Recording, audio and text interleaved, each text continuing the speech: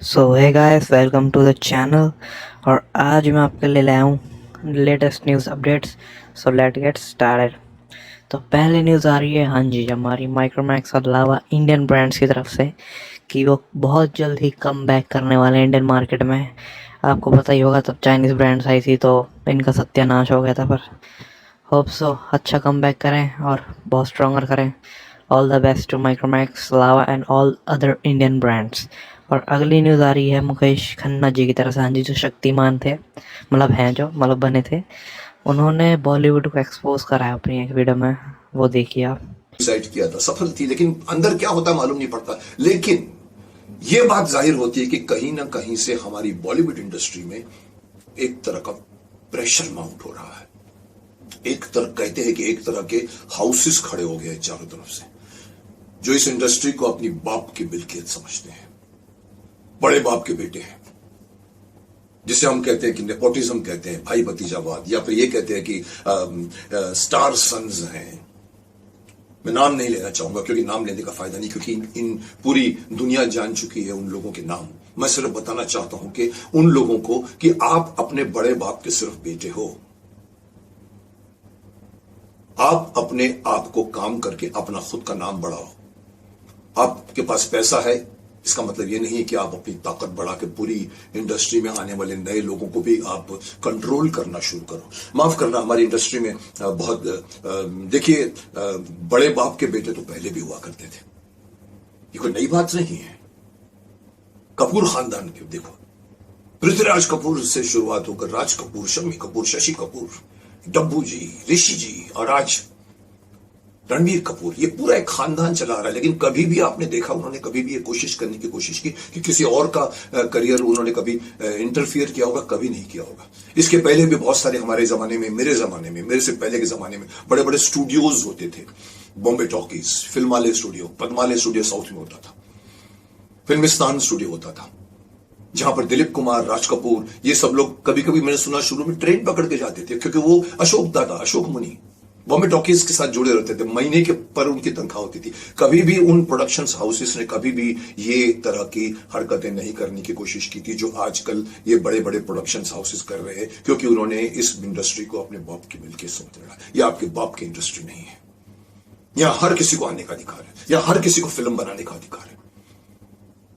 ये studio system पूरा धीरे धीरे खत्म हो गया।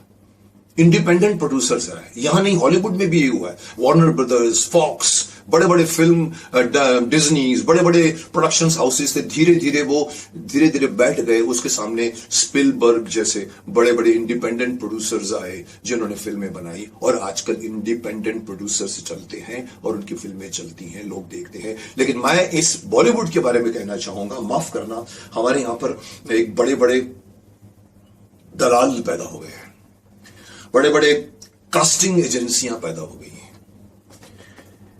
जो न्यूकमर्स, जो बेचारे गांव खेड़े से आते हैं, खुद के पास लाखों करोड़ों रुपए हैं, लेकिन उन छोटे छोटे गांव से आने वाले उन लोगों को कहते हैं चले हम आपको काम दिला देंगे, हमारा इतना परसेंटेज होगा। मुझे कोई मुझे उसमें बुराई नहीं है, लेकिन मैंने सुना है कि धीरे धीरे वो बड़े गलत वे से कंट्रोल होता है उन लोगों को, और उन लोगों की कमाई पर, उनके हजार लाखों की कमाई पर भी वो सेंध लगाते। अरे आपके पास करोड़ों नहीं है, अरबों हैं, आप अपना काम कीजिए ना।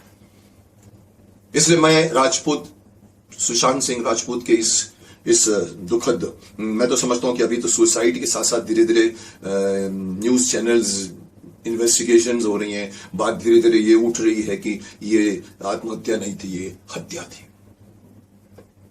धीरे धीरे एविडेंसेस निकाले जा रहे। हो सकता है इस इंडस्ट्री में कुछ भी हो सकता है, और अगर ये हुआ है तो ये और भी बुरा हुआ है।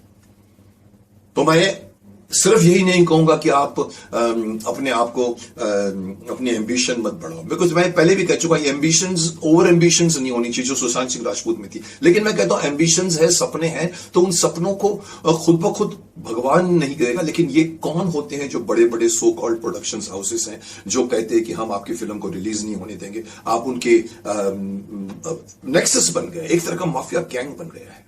4-5 बड़े बड़े प्रोडक्शन हाउसेस हैं, नाम नहीं लूंगा क्योंकि मुझे मालूम है सबको नाम पता है उसका। आप इस ग्रुप में है, उस ग्रुप में है, इस ग्रुप में है, इस ग्रुप में है। आप इस ग्रुप में है तो वो ग्रुप आपको काम नहीं देगा। आपने उस ग्रुप में यहां पर 3-3, 5-5 फिल्मों के लिए नए उभरते हुए कलाकार को साइन कर लिया जाता है, कॉन्ट्रैक्ट दिया जाता है कि आप हमारे साथ 5 फिल्में करेंगे। अच्छा लगता है, वो एक्टर भी सुरक्षित महसूस करता है, लेकिन उसके पीछे आप बाहर कहीं कोई फिल्म नहीं कर पाएंगे। पर अगर इसी प्रोडक्शन हाउस ने उसी फिल्मों से अगर मजाक करना शुरू कर दिया, नहीं बनाया, तो आप कहां जाएंगे? ये हुआ है सुशांत सिंह राजपूत साथ, यही हुआ है। 7-7 फिल्में उसकी छीन ली गई। आज की जो लेटेस्ट फिल्म जो उसकी बनी थी, शायद ड्राइव करके फिल्म था, मुझे प्रॉपर नाम नहीं मालूम, उस फिल्म को थिएटर में नहीं जाने दिया गया, उसको नेटफ्लिक्स में या अमेजॉन में रिलीज किया गया। क्यों? और अगली न्यूज़ आ रही है कि साहिल खान जॉबलेस। उन्होंने इंस्टाग्राम स्टोरीज में कुछ मजे ले रहे थे, वो देखिए आप। बेटा पहले यही काम करता था मैं आपके साथ काम कर रहा हूँ। अरे मैं आपके साथ काम कर रहा हूँ भाई, ये आपकी दुकान है। अभी तो आप बना रहना। लीजिए, बंदा बोल दो। कोई बात नहीं। क्या चाहिए? मैं रहूँ? ह्याला पण पाहिजे घे रे. बड़ा वाला निकालता हूँ मैं। चाय चाय चाय चाय वाला चाय। तो मेरा भी चाहिए। इसका भी, ये भी इंस्टा पे है, आ जाओ भाई। और अगली न्यूज़ आ रही है, क्या एलविश यादव को कोरोना हो गया था? बहुत लोग पूछ रहे थे, ये हो नहीं, वो बिल्कुल ठीक है। उन्होंने कल स्टोरी डाल के बताया, देखिए आप। और अगली न्यूज़ आ रही है, फ्लाइंग बेसियर सांजी, many congratulations to Gaurav Taneja sir for completing 1 million subscribers on Instagram. और अगली न्यूज़ आ रही है, शक्ति कपूर की तरफ से। शक्ति कपूर ने कुछ सुशांत सिंह राजपूत पे कमेंट किया है, वो आप ही देखिए।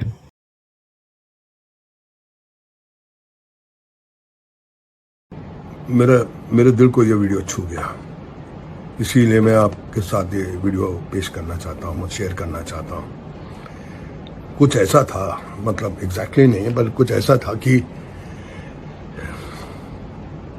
अच्छा आदमी था, है ना, बहुत अच्छा आदमी था। अरे कुछ ना कुछ तो कहना था ना, उसके जनाजे में कुछ तो बोलना था ना। अगर नहीं कहते तो जमाने को तुम्हारी अच्छाई पे शक हो जाता। अच्छा बताओ, अगर अच्छा था तो उसे अच्छाई का हिसाब क्यों नहीं दिया जब वो जिंदा था? हफ्ते भर से वो पूछ रहा था ना, कभी उसके सवालों का जवाब क्यों नहीं दिया? वो पूछता था कि मेरी जिंदगी में दुख के सिवा और कुछ नहीं है, तो हंस के कह देते थे, तू इसके सिवा कुछ और भी पूछेगा क्या? नहीं। काश इसी हंसी ठाके के सिलसिले को तोड़कर देखा होता। काश कि जितनी बार उसको अलविदा कहा है, उसी रास्ते पे कभी मुड़कर उसको देख लिया होता कि वो वहां से कहां गया है। वो घर नहीं जाता था, अपनी गाड़ी किसी कोने में अंधेरे में खड़ा करके अकेला गाड़ी में बैठ के रोया करता था। कहता था, क्यों ये चारों तरफ दुख मेरे पीछे पड़ गया है। रोता हुआ अपनी मां को याद करता था, कहता था, मां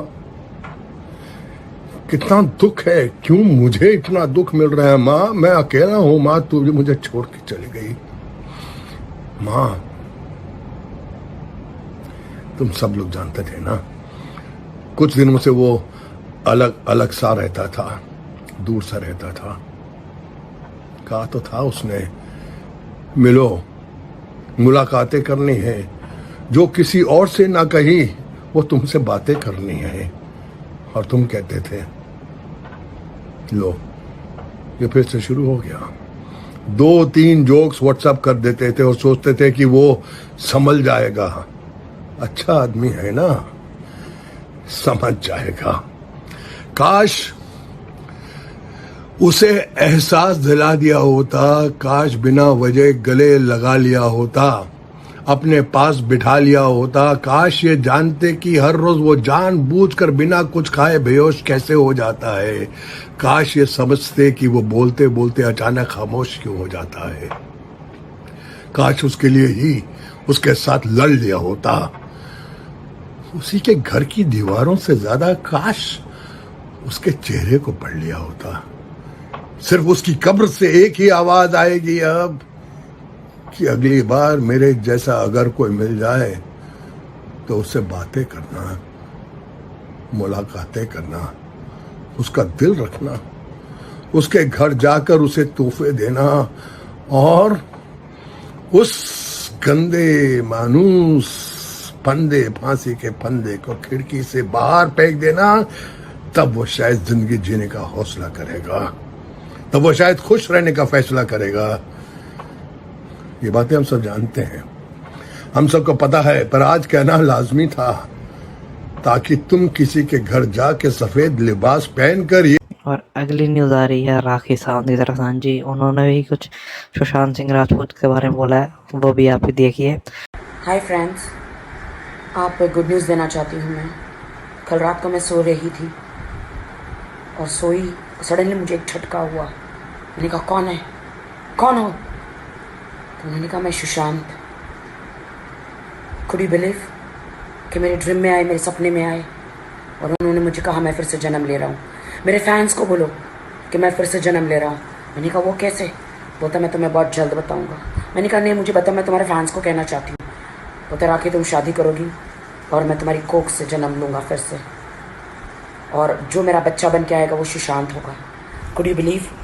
आप बिलीव करो या ना करो दोस्तों, मैं सच बोल रही हूँ। मैं कल शॉक हो गई, पसीना पसीना हो गई नींद में। हाँ, तो मैंने कहा सुशांत तुम तो मेरे बहुत अच्छे दोस्त हो, मेरे भाई जैसे हो। उन्होंने बोला हाँ, इस दुनिया ने मुझे बहुत सताया है, इस फिल्म इंडस्ट्री ने मुझे सताया है, बहुत कुछ दिया भी है और बहुत कुछ मुझसे छीन भी लिया है। ये बहुत कुछ मुझे दिया भी है, मुझसे छीन भी लिया है। मुझे बॉयकॉट किया गया पार्टी से, मुझे बॉयकॉट किया गया लॉबी से, मुझे बॉयकॉट किया गया हर जगह से। और मीडिया में ये सभी मीडिया न्यूज़पेपर वाले सब लोगों ने मुझे क्या क्या मुझे इल्ज़ाम लगाए। कभी कहा दिमागी संतुलन ठीक नहीं, कभी कहा ये ठीक नहीं, कभी कहा, मुझ पर हमेशा इल्ज़ाम लगाए। मैं जी के क्या करूँगा। और गाइस अगर आज की वीडियो पसंद आई हो तो लाइक कर दीजिएगा, सब्सक्राइब कर दीजिएगा, और भी पसंद आई हो तो शेयर भी कर दीजिएगा। Thank you.